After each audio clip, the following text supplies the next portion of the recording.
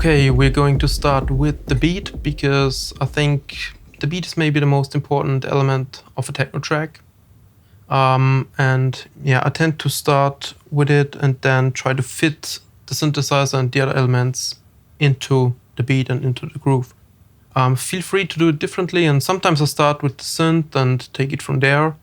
But yeah, today we're going to do it like this, and let's get started. So the computer, in this case Cubase, with an RME interface, sends the MIDI clock to this sequencer from Acid Lab. It's the Robocop. I tend to use it for the beats because it's very simple and fast forward. It sends trigger signals, and most, or actually all modules work with trigger signals. So yeah, that works perfectly fine. So I go to channel 1. The kick is already in there on the correct spot. Yeah, that's okay. So I take a cable and go from trigger 1 to a kick drum module. I'll take the Mod Bass 9, which is kind of inspired by the 909 kick drum, but there are many more possibilities to change the tone and the pitch and stuff. So I go into the trigger input. So each time the sequencer hits the kick drum, it sends a trigger to the kick.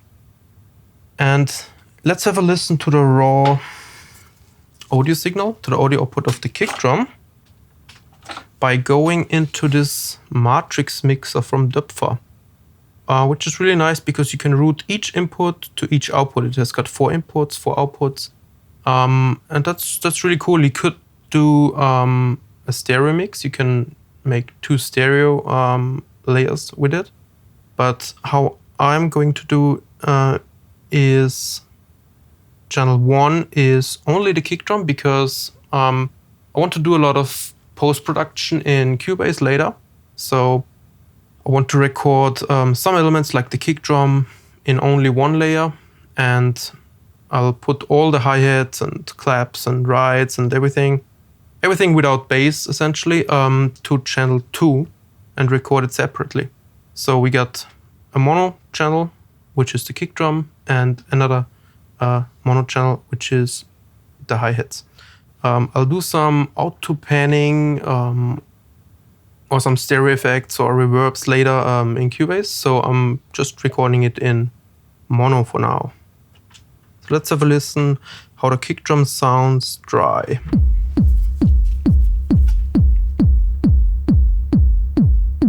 Yeah, here you can change the tune.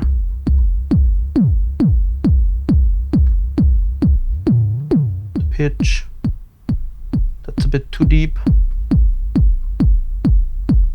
And it's a bit clean, so I'll take the signal and go to, okay, the cable is not long enough, we need a longer cable. So we go to this wave folder. A wave folder is usually more for synthesizers or oscillators, mainly for sine waves, because it simply adds overtones in a certain way. But if you put a kick drum through it, it acts like a distortion, but it maintains, if you set it right, the low frequencies. So I really like that on kick drums. So this is going into a fold processor from Tip Top Audio, and let's listen how that sounds now.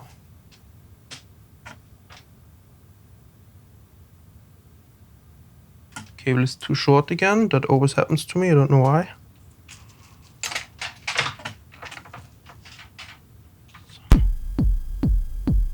Okay, let's put up the fold value. Okay, that's too much. Yeah, that gives it a nice grit. And to have it even a bit more rough, let's try a bit crusher. You have to be really careful with that because a bit crusher really crushes the signal. It reduces the bit depth and adds a lot of noise. So yeah, we're gonna be careful with that. So I go from the wave folder into the input of the bit crusher, and from the bit crusher to the mixer.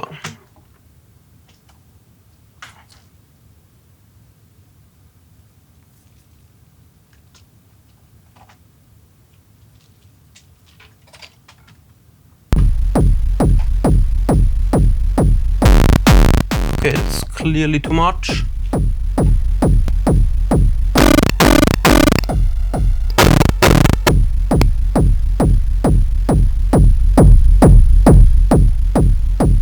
Yeah, I like that. It adds a little bit of character and noise, and gives a bit more atmosphere, isn't it? But we're gonna layer another kick drum on top. That will give a little bit more movement and power and character, because in the analog world, each kick drum sounds slightly differently and gives, mixed together, a little modulation. It's not really, you cannot really hear it clearly, but it can be subconsciously felt. You will hear that. So we need to divide the trigger signal from the kick drum into two signals. That's a good thing about those stackable cables. You can simply copy the signal. So you got two identical signals now. And I can give one to this 909 clone from Tip-Top Audio. I go into the gate and into the mixer.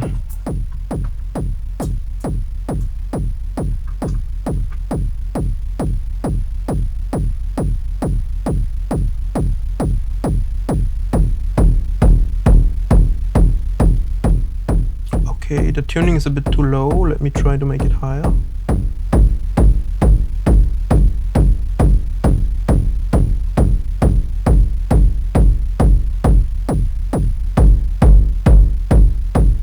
Yeah, maybe like that.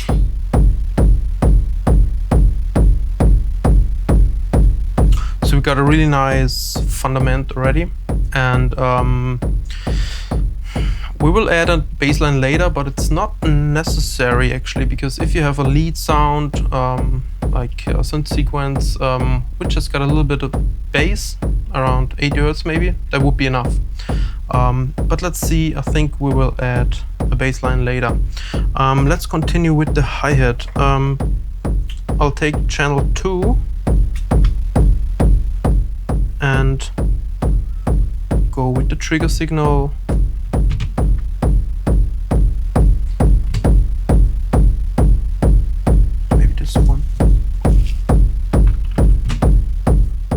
With the trigger signal to the trigger input of the closed hi-hat.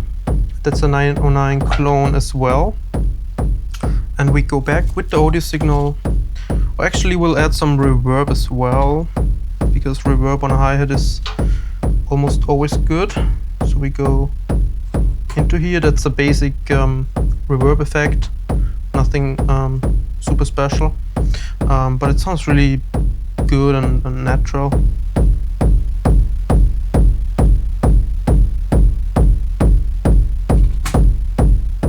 Into the mixer, and I route this to channel 2.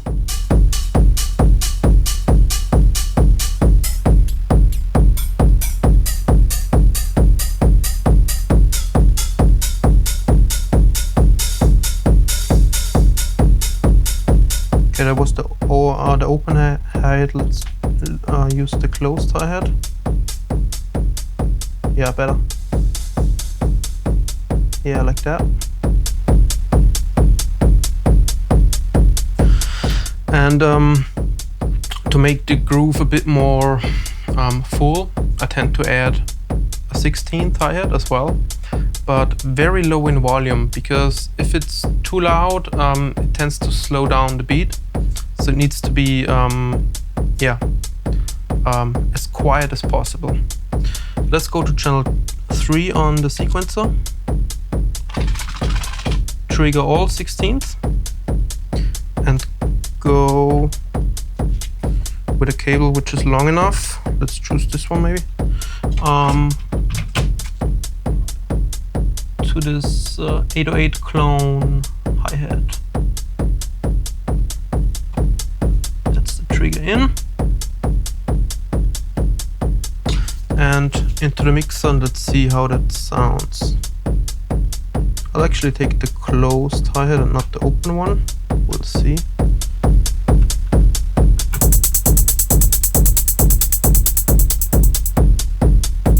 Okay, I'll make it a little bit louder to adjust it. Okay, that's the closed hi-hat. Let's see how the open hi-hat sounds.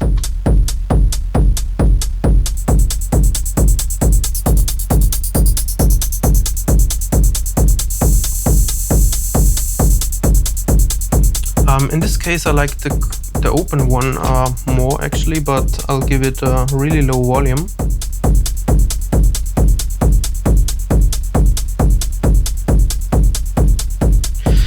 And I want to EQ the beat a little bit. I want to give it a bit more saturation and character. So I'll put this channel output into this cinnamon filter. I'll take the low pass output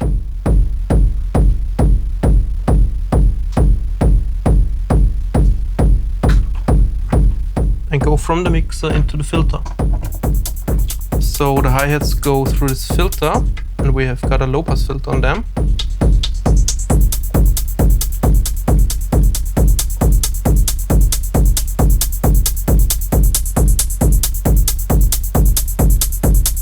Yeah, like this. The volume is too high, so I bring it down a bit.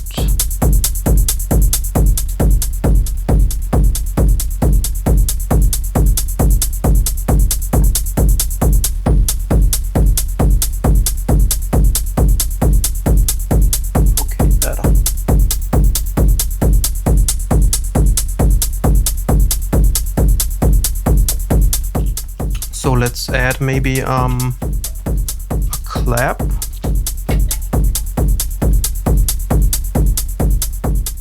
We need a submixer because this mix is already full. So I would take this output from the filter and go into the output of this submixer.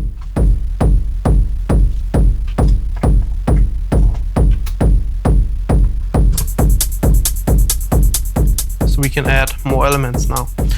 So let's go to channel 4 and trigger a clap. I'll do that with this Future Retro Transient, which is a sampler. It has got a little SD card where mono samples are saved. Let's see how that sounds. And let's choose a good one.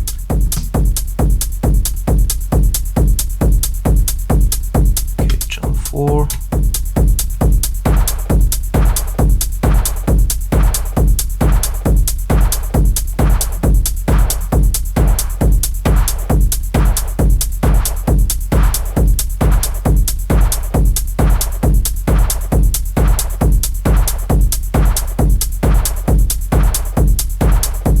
Sounds good already. In order to make that a little bit shorter, I'll go in this module, which can reduce the length a little bit.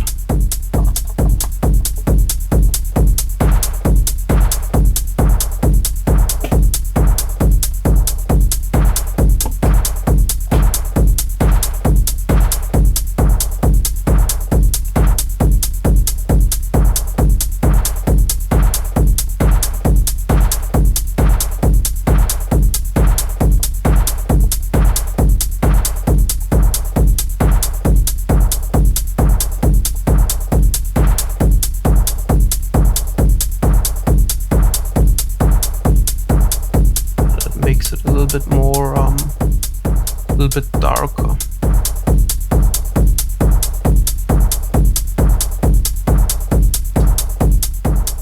What that does is it's simply a low-pass filter which reacts to the input, and here I can decide how open the filter is, and with the decay you can decide the length, but let's leave it like this. So the snare is kind of subtle in the background. And to add a bit more brightness to the clap or the snare, I'll layer another one on top. So I need to copy the trigger signal, which is this one.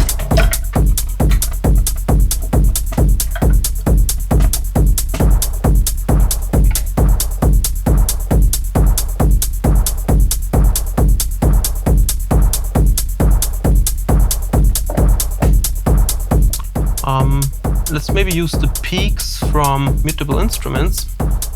It can function as an envelope, as an LFO, or as a little drum module. So let's route the output to our submixer. Okay, that's a kick drum, that's not what we want.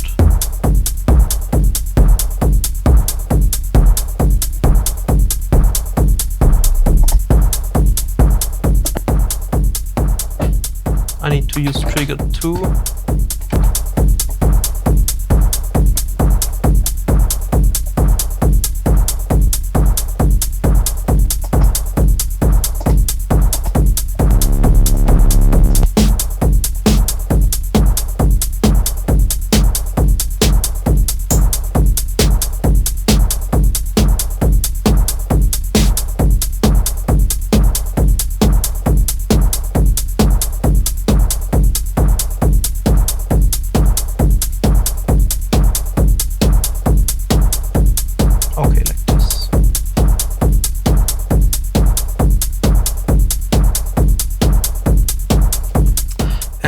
Because it sounds a bit dry, I want to add some delay.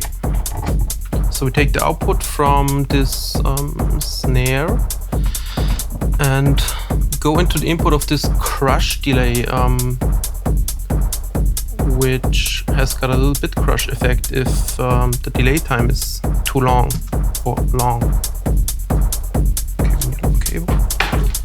So we go from the delay into our submixer and see what happens.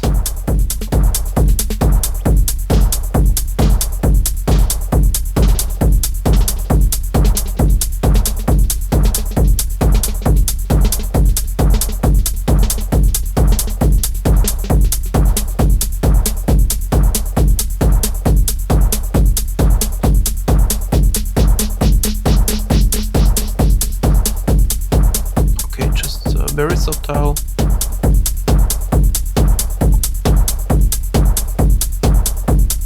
Okay.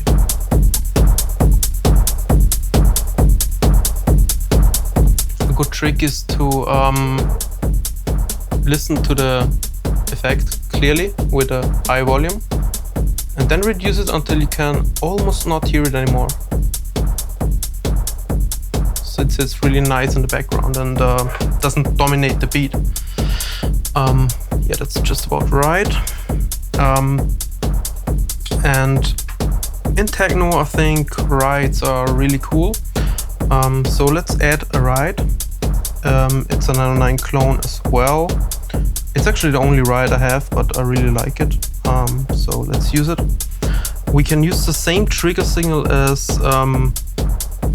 for the offbeat hi-hat. So we'll just take a copy of that.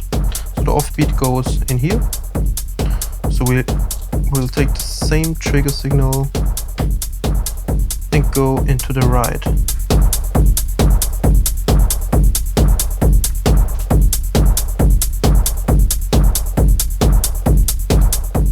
And the output of the ride should go into this submix as well.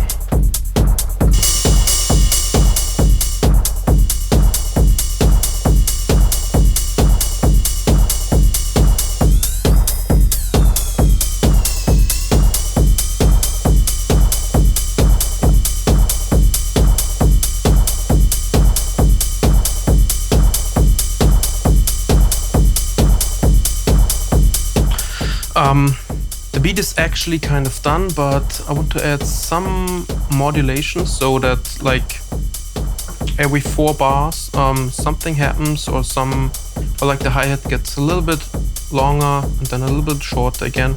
And a really nice way how to do it is with this pingable envelope generator from 4MS.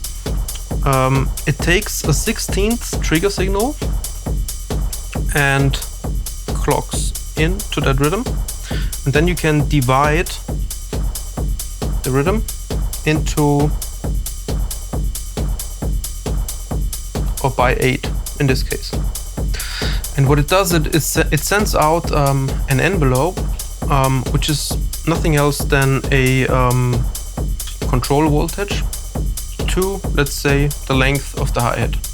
So what it does is every 8 bars it reaches a kind of peak from the length of the hi-hat, and the other 8 bars it turns it back to short. We'll try how that sounds. I'll mute the ride for now.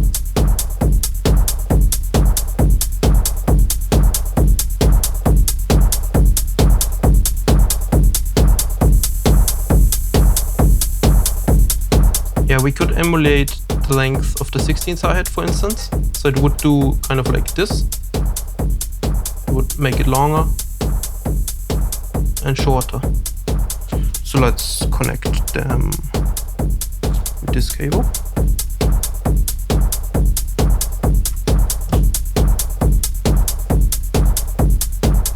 So I take the envelope,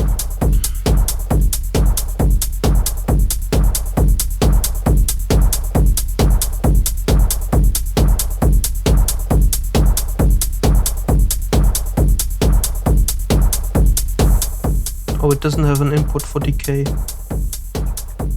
Let's see if I can use this one.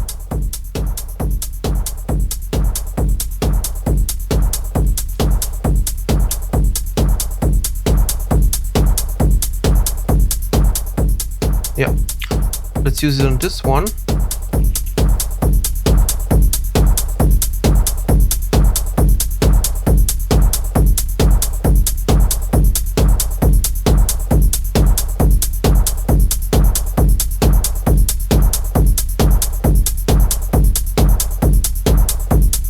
Yeah, that's a bit more, it's a bit faster. It's like every bar, it turns up and down this knob, which is a kind of filter cue on the 808 hi-hat. Yeah, that brings a little movement within this bar of the beat. And we will do other movements which are longer, like 4 bars, maybe on the synth. So yeah, I'm quite satisfied with the beat. I would say I record this in single layers. So I'm gonna record the kick and then the 16th hi-hat and the offbeat hi-hat after each other. So I can put it together in Cubase again and then modify it further. So we have a bit more flexibility, and you can see what you can do in post-production. Sometimes I record a full take, but that doesn't leave as much room for post-production editing afterwards. So let's do it this way. Let's layer the elements on top of each other. So we have maximum flexibility in Cubase later. The bassline is not essential in a techno track, and sometimes the kick drum is so strong it fills the complete beat with frequencies, so it's simply not necessary. In our case, there's some room for bassline, and I'll try to make one which simply fills the groove. So the bassline should not carry any harmonic information or play the role of a melody. It should just support the beat and its groove.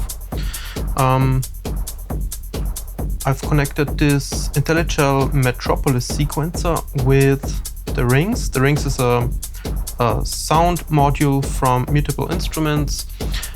Yeah, we need to connect the output of the module with our mixer. I'll use another mixer because I'll record this on a separate mono channel, so we have room for some editing afterwards in Cubase again. And this mixer, by the way, from Synth is a tube mixer, and it adds some more saturation and overtones. Let's leave it like this.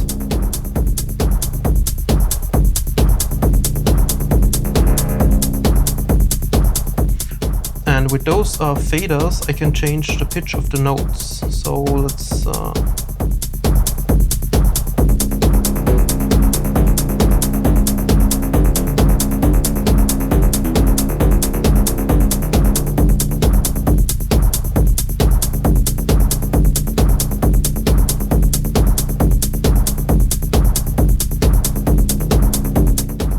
here you could change the frequency. Yeah, that would be too low. Maybe like this. Yeah, now it sits nicely in the mix. Not too dominant, and yeah, it supports the groove and leaves some space in terms of frequency for another top line for synth sequence, which we'll add in the next step.